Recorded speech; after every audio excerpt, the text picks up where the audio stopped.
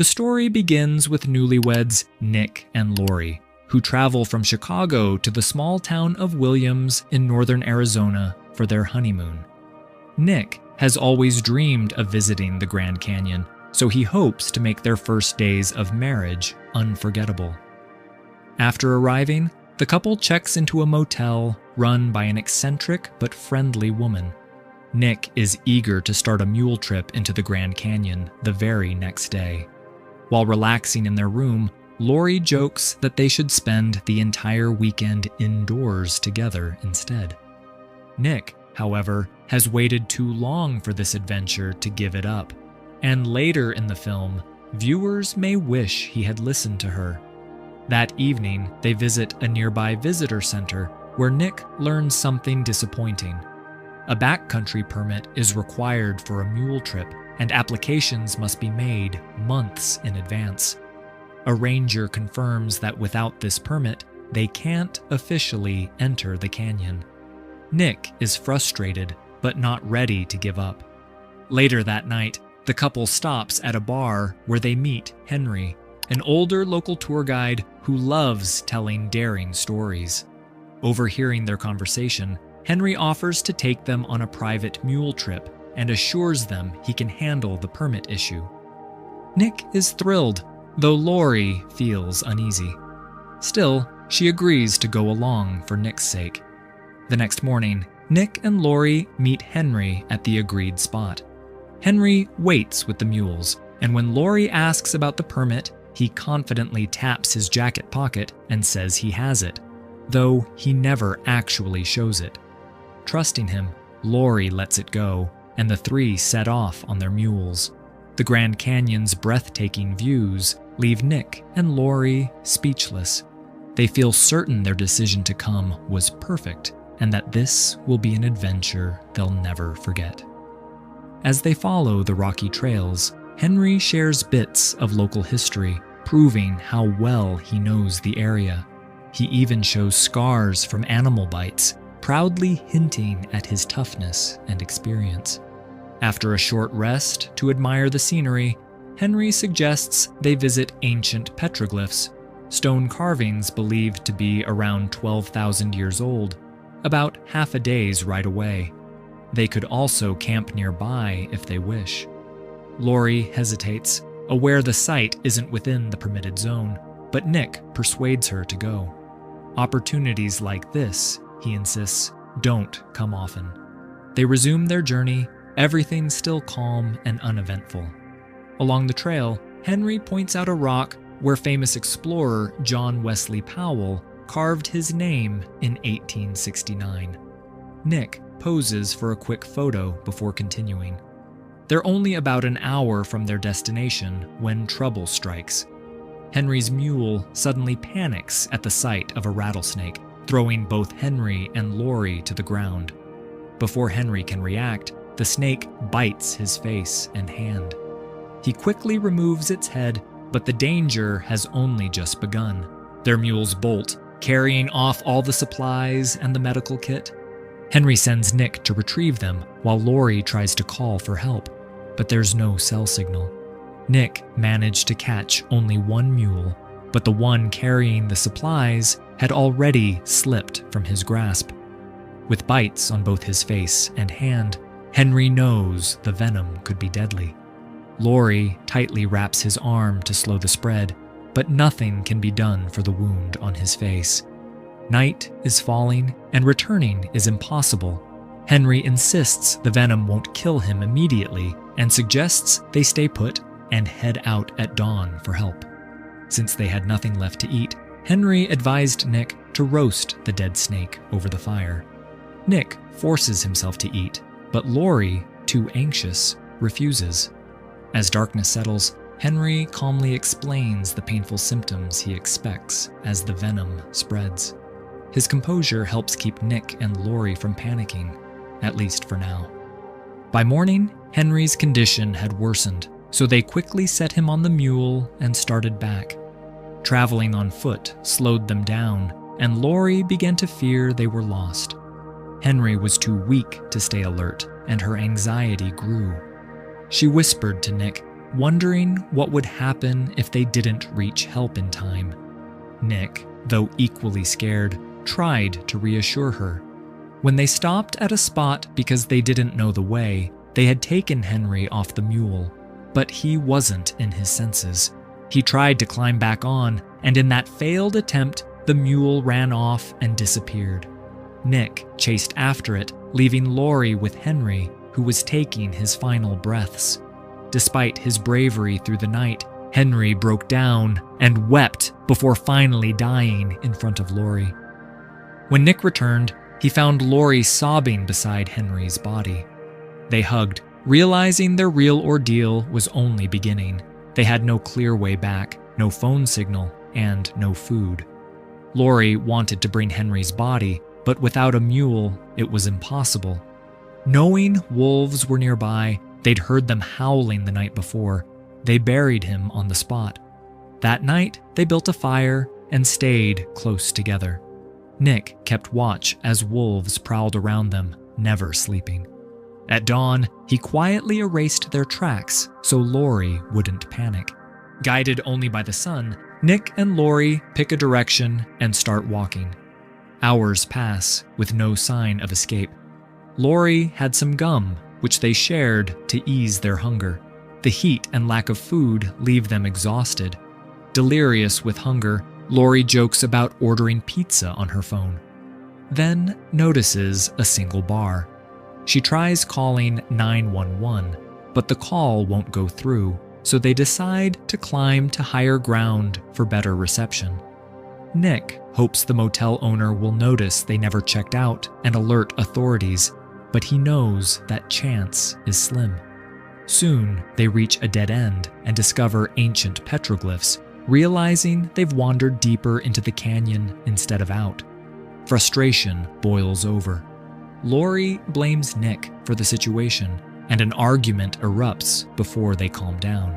Nick, recalling a bit of rock climbing experience, suggests scaling the rocks to find a stronger signal.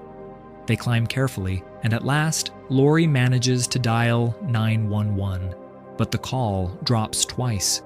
Nick urges her to lean farther out for better reception. Then his hand slips. Both of them plunge straight down. Laurie escapes with only minor scrapes, but Nick's leg is wedged deep in a rock crevice. His bone is broken, and he screams in agony as Laurie frantically tries to free him, but nothing works. The pain overwhelms him, and he eventually passes out. The scene turns painfully emotional, both of them completely helpless with no one around to help. When Nick regains consciousness, a wolf is prowling nearby, drawn by the smell of blood. He shouts and hurls a rock to scare it off. After a while, Laurie brings a wooden stick with her, hoping it might help move the heavy boulder trapping Nick's leg, but her efforts fail. Nick's condition keeps worsening. He tells Laurie not to worry, reassuring her that she has all the qualities of a good wife. Laurie suggests she should go alone for help, but they both fear she might get lost. They think of using the phone again, only to find it shattered from the earlier fall. Although a 911 call had connected briefly, they never managed to give their location. Now, they can only wait. To keep her spirits up, Nick recalls the story of Aaron Ralston, the hiker who freed himself by severing his own arm after being trapped by a boulder. He tells Laurie she might have to do something similar, remove his leg to free him. She refuses, horrified. But when Nick admits he's already seen a wolf nearby, panic sets in. Laurie throws all her strength into moving the heavy rock, but it won't budge. Overwhelmed, she breaks down in tears, and Nick quietly understands that something terrible is inevitable. After some time, Laurie reluctantly asks Nick how they would even manage to remove his leg if she agreed to it. Nick answers that they could use Henry's knife, but they had buried the knife with Henry, which now seemed like a terrible decision. A knife could have helped in so many ways. Nick doesn't want Laurie to leave. He knows she could easily lose her way, and leaving him alone is dangerous, but there's no other choice. So Lori stacks a pile of dry sticks near Nick and gives him a sharp stick in case a wolf comes close. Then she sets off toward the place where they buried Henry. Along the way, she marks her path by leaving signs, like placing stones, so she won't get lost. Eventually, she reaches Henry's grave, manages to find the knife, and even discovers the permit. Although both she and Nick doubted Henry ever had one, it turns out he actually did. Before sunset, Lori returned to find Nick unconscious. As she prepared to remove his leg, he woke up and agreed, ready for what was about to happen. It was an agonizing ordeal, but Lori managed to cut through his leg and free him from the rock. Nick passed out again from the pain. By the time it was done, night had fallen.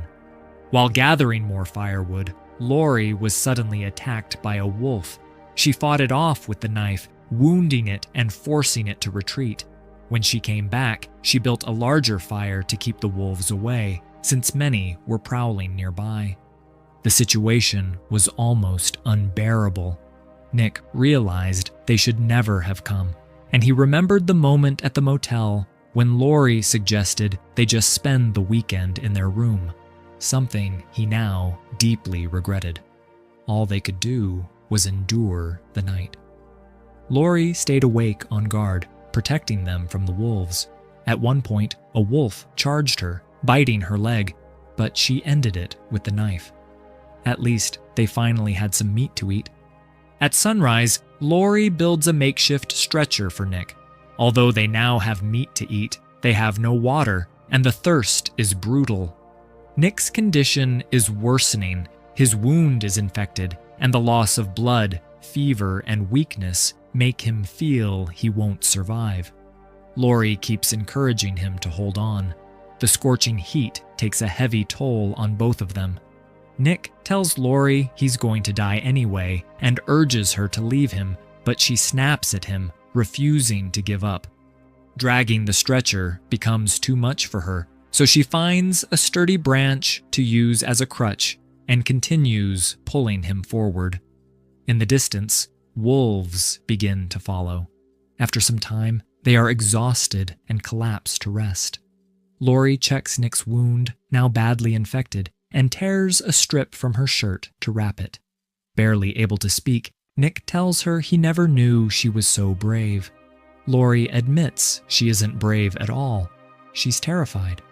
Nick smiles weakly and says that means she's smart. Nick begs her to leave him behind, knowing he won't last much longer and fearing that if she stays, she'll die too.